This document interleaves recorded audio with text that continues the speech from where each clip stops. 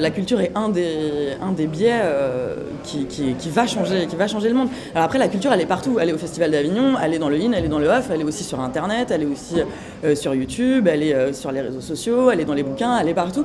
Mais bien sûr, je crois que les créatrices et créateurs de spectacles vivants, c'est des gens sensibles au monde dans lequel on vit. Et que je pense que si eux et elles s'en saisissent pas, c'est trop triste. Le spectacle, nous, on voulait plutôt que ce soit une mise en image, que ce soit quelque chose de poétique, qu'on plonge le spectateur dans un univers onirique et que le message sur la violence et l'abus passe, mais de façon subtile, en jouant sur l'ambiguïté, voilà, de façon artistique en fait. Bah, vous voyez, il y a un vrai sujet quoi. On peut en rigoler, c'est important qu'il y ait la rigolade pour se détendre et qu'on puisse en parler.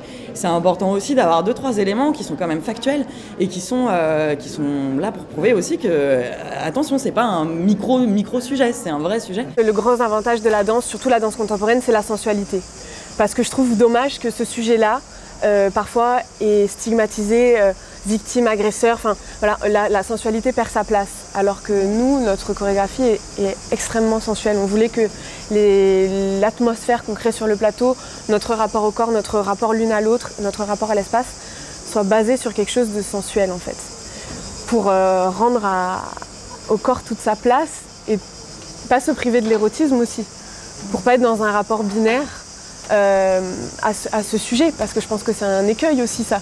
On a beaucoup travaillé à ne pas être dans un rapport de victimisation ou de moralisation ou de culpabilisation. On veut parler de la culpabilité des femmes qui subissent des abus parce que c'est très important de le mettre en mots puis de s'en libérer et de chercher par le corps et la danse un exutoire et une forme de transe. Mais ce qui était important aussi, c'était de profiter du fait qu'on est des femmes avec des corps qui sont encore disposés à aimer. Eh, regardez, moi je vais le faire pour vous pendant 1 heure, je vais parler des règles, je vais dire des trucs, je vais dire tout ce qu'on n'a pas trop envie de dire ou tout ce qu'on nous a obligés à cacher sous le tapis. Le fait de le vivre aussi en mode spectacle vivant, c'est-à-dire de vivre ce moment ensemble, il libère aussi vachement parce que dans une salle de théâtre, on est ensemble quoi. Il y a un truc qu'on vit pour de vrai qui se passe, qui est hyper physique, qui est hyper... comme ça, qui est hyper du domaine du vivant et où derrière quand ça libère le langage, ça le libère vraiment quoi. Si vous lisez un texte tout seul dans votre chambre ou toute seule dans votre chambre, on ne l'entend pas et on ne le comprend pas de la même façon que quand il est proféré en public.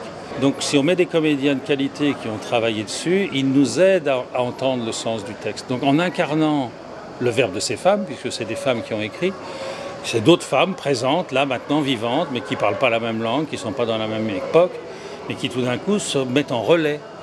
Et ce relais physique, émotionnel, eh bien, il rend le texte beaucoup plus accessible et intelligible. C'est ça le but des universités populaires, c'est incarner des textes à dimension sociétale et philosophique à travers des acteurs de talent professionnels qui nous les rendent comestibles, surtout dans la transmission aux jeunes, etc. etc. Ces différents spectacles, ces différentes approches du concept de féminisme étaient intéressantes aussi à comparer par rapport aux registres. On avait tous des manières différentes d'aborder le sujet, des registres et des tons différents, donc des publics différents. Et croiser les publics, ça faisait aussi partie de notre volonté. Je crois que le fait d'en faire un spectacle d'humour aussi, pas que, mais aussi avec de l'humour dedans, ça permet de détendre le spectateur, enfin en tout cas de ramener plus de gens vers ça. Il y a des gens qui n'iraient pas vers un bouquin et qui vont peut-être plus vers un truc plus fun, comme un spectacle.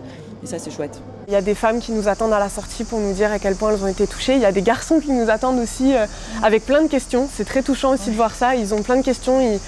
Ils cherchent à mettre du sens sur les images et les symboles qu'ils ont vus. J'ai 4 filles, et si elles ne portent pas les valeurs qui ont été portées par Simone Veil, Malala et les autres dans le mouvement féministe, si elles ne les portent pas, ben, ça va tomber en désuétude et puis le bon vieux patriarcat va reprendre le dessus.